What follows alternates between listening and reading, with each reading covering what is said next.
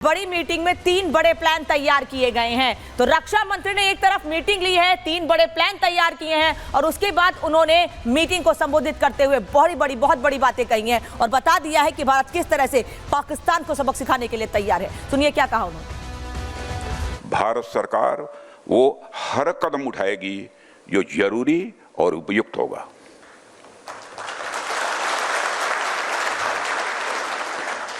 और हम सिर्फ उन लोगों तक नहीं पहुंचेंगे जिन्होंने इस घटना को अंजाम दिया है, हम उन तक भी पहुंचेंगे जिन्होंने पर्दे के पीछे बैठकर हिंदुस्तान की सरजमी पर ऐसी नापाक हरकतों की साजिशें रची हैं। भारत एक इतनी पुरानी सभ्यता और इतना बड़ा देश है जिसको ऐसे किसी भी आतंकी गतिविधियों से किसी भी सूरत में डराया नहीं जा सकता। ऐसी हरकतों का जिम्मेदार और इसके जिम्मेदार लोगों को आने वाले कुछ ही समय में जोरदार तरीके से नजर आएगा। मैं देशवासियों को आश्वस्त करना चाहता हूं।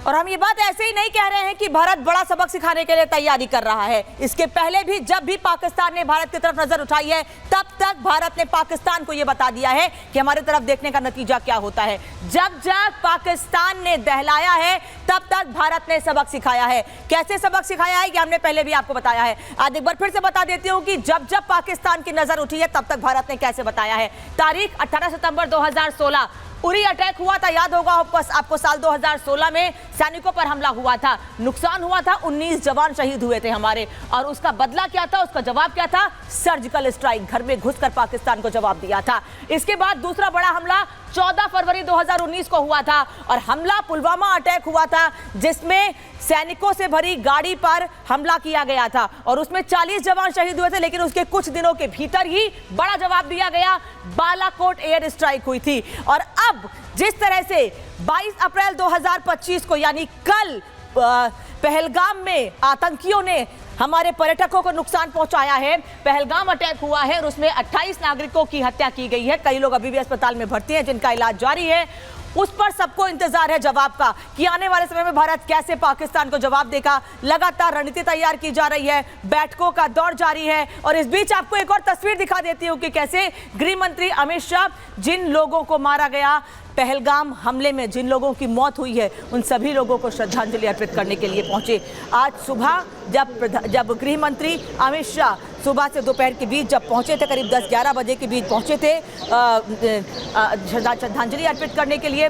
उस वक्त की तस्वीर आपको दिखा रहे हैं, श्रद्धांजलि अर्पित की और उसके बाद गृह मंत्री अमित शाह काफी देर तक पहलगाम में मौजूद रहे। और अब दूसरी तस्वीर आपको दिखाती हूं कि इसके पहले जब उन्होंने श्रद्धांजलि दी जिन लोगों को मारा गया है पहलगाम में हमले में, उसके बाद उनके परिवार वालों से कैसे मुलाकात कर रहे हैं। परिवार वालों के चेहरे पर भी एक आश्वासन है, वो समझ रहे हैं अगर देश के गृह मंत्री उनसे मुलाकात करने आए हैं तो कुछ बड़ा होने वाला है, एक बड़ा जवाब पाकिस्तान को दिया जाएगा।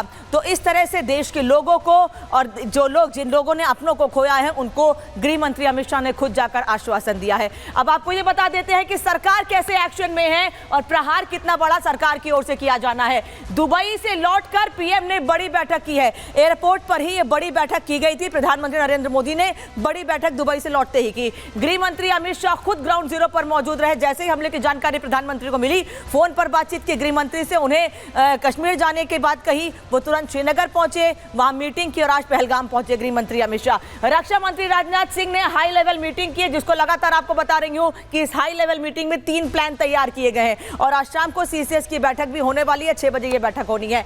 वहीं तीनों सेनाओं को अलर्ट पर रखा गया है। इस बैठक में सीधे आदेश दे दिया गया था कि तीनों सेनाएं अलर्ट पर रहेंगी और शाम 6 बजे, जैसे कि मैंने पहले भी आपको बताया कि बड़ी बैठक होने वाली है। सुबह 11 बजे ये बैठक थी लेकिन क्योंकि गृह मंत्री शाम को यहां पहुंचने वाले इसलिए इस बैठक को शाम 6 बजे तक के लिए टाल दिया गया है, जो आकर पूरी स्थिति की जानकारी खुद प्रधानमंत्री को देंगे।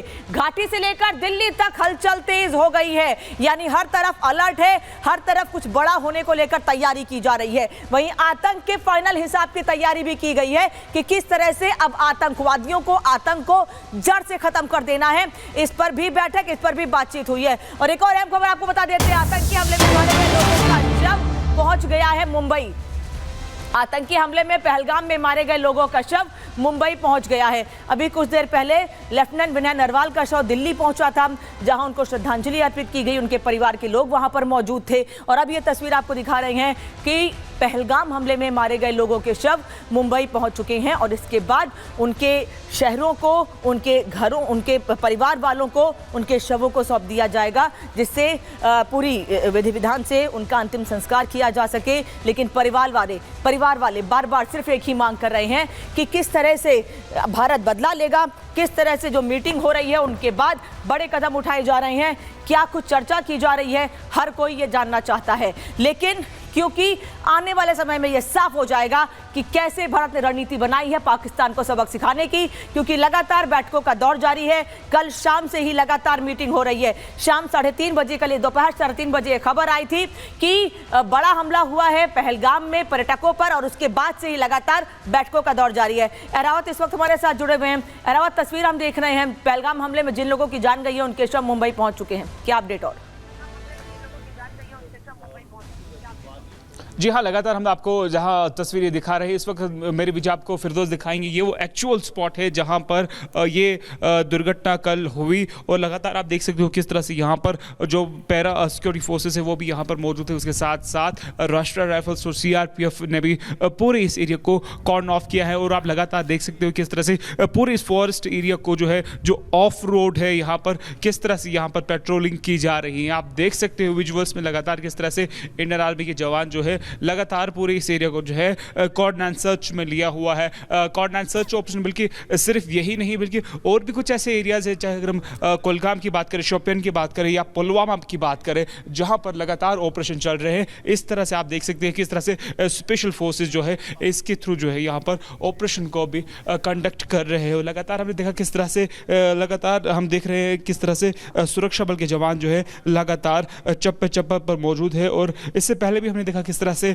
यहाँ पर नेशनल इन्वेस्टिगेशन एजेंसी की जो ऑफिशियल्स है वो भी यहाँ पर पहुँच चुके हैं। उन्होंने भी सैंपल्स और बाकी एविडेंस जो है वो यहाँ से कलेक्ट किए हुए हैं। और लगातार ये जो सामने आपको पहाड़ी नज़र आ रही है, सूत्रों के हवाले से ये बताया जा रहा है कि अटैक करने के बाद आतंकी जो है यही इसी जंगलों के बीच में भाग निकल है और उसके लगातार और अब बड़ी संख्या में सुरक्षा बल इस जगह पर तैनात हैं। पहलगाम क्या पूरे कश्मीर में फिलहाल कहीं कोई पर्यटक नहीं दिख रहा और एक दो लोग अगर जाना चाह भी रहे हैं तो उनको रोका जा रहा जगह जगह पर। वापस लौटेंगे अहरावत आपके पास। विवेक और सुमित भी इस वक्त हमारे साथ जुड़े हुए हैं। विवेक, आप श्रीनगर से जुड़े हैं। आप श्रीनगर में आज बड़ी हलचल देखने को मिली, कई जगह नाराजगी प्रदर्शन, बड़गाम में भी देखा हमने प्रदर्शन, नाराजगी देखने को मिली, जम्मू कश्मीर में अलग अलग जगहों पर। अभी आप श्रीनगर में हैं, क्या तैयारियां देख पा रहे हैं अभी और क्या पर्यटक दिख रहे हैं आपको श्रीनगर में अभी? बिल्कुल हमारे पीछे झेलम नदी बह रही है और एक सुखद है तस्वीर, लेकिन इसके उलट जो ये तस्वीर आप देख पा रहे हैं, यहाँ पर जिस रास्ते पर रफ्तार होती थी पर्यटकों की, ये पहलगाम जाने वाला रास्ता है। और इस हाईवे पर जब आप देखेंगे दूर तक आप देखेंगे सुरक्षा बलों की यहाँ पर निगरानी है और अक्सर यहाँ पर लगातार फोर्सेस यहाँ पर डिप्लॉय रहते हैं। दूसरी तरफ पहाड़ है, ये जो पूरा एरिया है यहाँ से पहाड़ शुरू हो जाते हैं, यानी कि सैलानी जिन चीज़ों को देखने के लिए आते हैं वो बिल्कुल यहीं से शुरू हो जाता है। अब सवाल ये है कि इसका कैसे हल निकाला जाए। जिस बयानबाजी की बात कर रही थी आप, वो एक पॉलिटिकल एजेंडा है। वो पॉलिटिकल एजेंडा जो कि लाल चौक पर दिखा, वहाँ हमें रोकने की कोशिश की गई, रिपब्लिक भारत के कैमरे को धकेलने की कोशिश की गई कि आप यहाँ पर तस्वीरें नहीं दिखा सकते। लेकिन वहाँ के लोग जो थे, जो दुकानदार थे, वो नाराज थे। वो कह रहे थे कि नहीं, आप सच्चाई बयां कर रहे हैं, आप सच्चाई दिखा सकते हैं, इसके लिए पूरी स्वतंत्रता है आपको और हम कहीं से भी आतंक को प्रश्रय नहीं देंगे, आतंक को सपोर्ट नहीं करेंगे। जिसने भी किया, आप समझिए कि वहां के दुकानदार जो लाल चौक पर हैं, उनका कहना था कि जितने भी लोग इसके पीछे हैं उनकी गर्दन काट करके लाल चौक पर टांग देना चाहिए। आप समझिए उनकी भावनाएं कैसी थी, यानी कि कश्मीरियत, इंसानियत, इन सभी चीजों का हवाला दिया जा रहा था और यह कहा जा रहा था कि हम बदनाम नहीं होने देना चाहते। विवेक, आगे बात